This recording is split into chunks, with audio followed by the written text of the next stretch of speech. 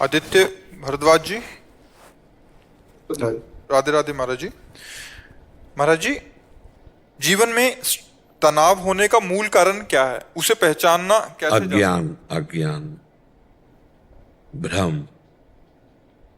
उसी अज्ञान भ्रम से हमारे अंदर कामनाएं उत्पन्न होती हैं, और जब कामनाओं की पूर्ति नहीं होती तो हमारे अंदर असंतुष्टता आती है।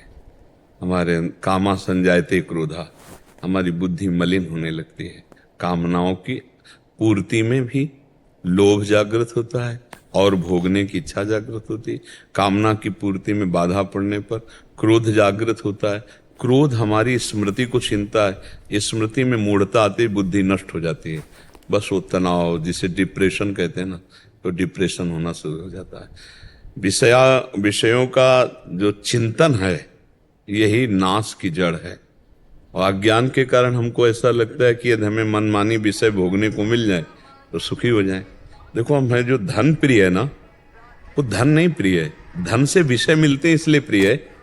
अगर रुपया प्रिय हो तो उसकी कोई खास बात है।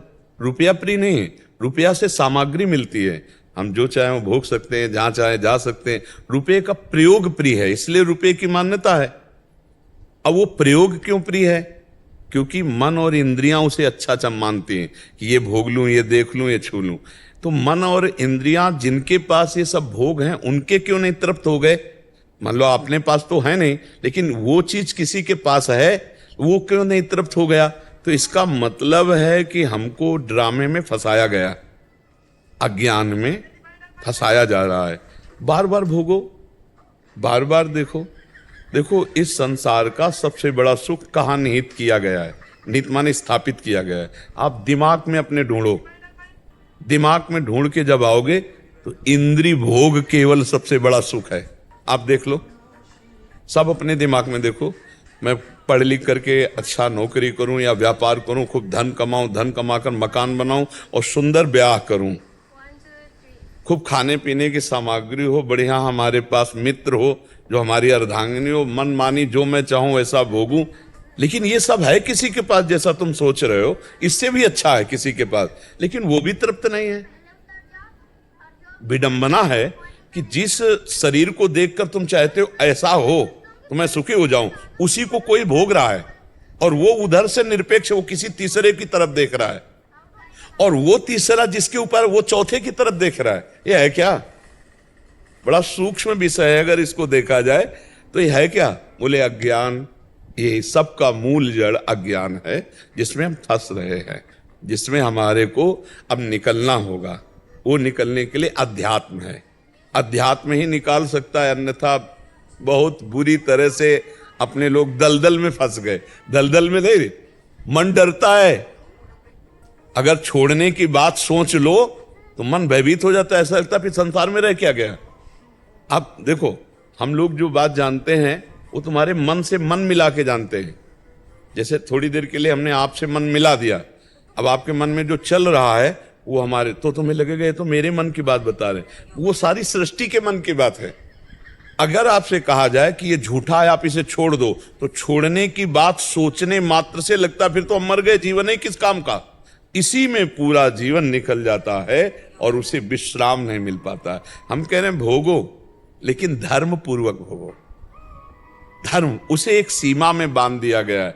धर्म एक सीमा में बांध देता है, तुम्हें ये खाना है, तुम्हें ये पीना है, तुम्हारी पत्नी है, तुम्हारा ऐसा, तुम्हारा, बस इस सीमा में रहो, नाम जप करो और धर्म को भोगो, तो निकल जाओगे, फंसोगे नहीं। लेकिन आप गौर से देखिए, ईमानदारी से, वृंदावन की भूमि में बैठे हो, क्या मन सीमा में राजी है? ईमानदारी से देख लीजिए। मन को नवम नवम चाहिए भाई, नवम नवम, और ये इसीलिए पाप कर बैठता है, चाहे जितना पैसा लगे, नवम नवम। आप हमारी बात को अंदर से समझ लीजिए। अब इसी अज्ञान की धरा से हमारी दुर्गति होती चली गई, और नवम नवम असली में है तो भगवान है, जिनकी नयो नेह नव रंग नयो रस, नवल श्याम वृषभानु किशोरी, नव पीतांबर नवल चूनरी, नई नई बूंदन भींजत गोरी, नव वृंदावन हरित मनोहर, नव चातक वो, सब नवीन, सब नवीन। और उस नवीन में तो तृप्त हो गया जी। मन विश्राम बिना भगवान के नहीं मिलेगा। इसलिए हम सबसे प्रार्थना करते हैं कि थोड़ी हमारी बात मान करके पहले गंदे दृश्य देखना बंद करो, गंदी बातें बोलना बंद करो, गंदी क्रियाएं करना बंद करो, तब तुम्हारे गंदे विचार छूट जाएंगे। और गंदे विचार छूटे, पॉजिटिव हुए कि हर परिस्थिति में आप आनंदित रहोगे। परिस्थिति हमें दुख नहीं दे सकती यदि हमारे विचार सही हैं। जिसे सुख चाहिए उसे कष्ट होता है, और जो सुख में स्थित है उसको कष्ट क्या पहुंचाए। थोड़ी सी दवा इतनी सुन्न वाली कष्ट को नहीं होने देती, और चित्त भगवान में जोड़ दो कष्ट होगा। बड़े से बड़े कष्ट को हंस के सहा जाता है। तो बच्चा डिप्रेशन क्यों, दिमाग में भार क्यों? क्योंकि वो अहंकारी अज्ञानी जीव भगवान से परिचय नहीं प्राप्त किया, अध्यात्म को नहीं जाना, इसलिए दुखी हो रहे। नहीं बोलो चिंतन की क्या परेशानी है, तुम्हारा दिमाग स्वस्थ हो, शरीर स्वस्थ हो तो कोई फर्क नहीं। भगवान का भरोसा, अध्यात्म बल जब तक जागृत नहीं होगा तब तक विश्राम नहीं मिलना किसी को। क्यों चिंता करते हो? अगर आप चिंतन करने लगो, नाम जप करने लगो, सत्शास्त्रों का स्वाध्याय करो, माता पिता बड़े बूढ़ों की सेवा करो, समाज को सुख पहुंचाओ, अभी आप प्रसन्न होने लगोगे। अब इतना सोच सोचकर अपने सुख के विषय में, हम आज सत्संग में कहते सबसे ज्यादा जीव परेशान है ओवर थिंकिंग।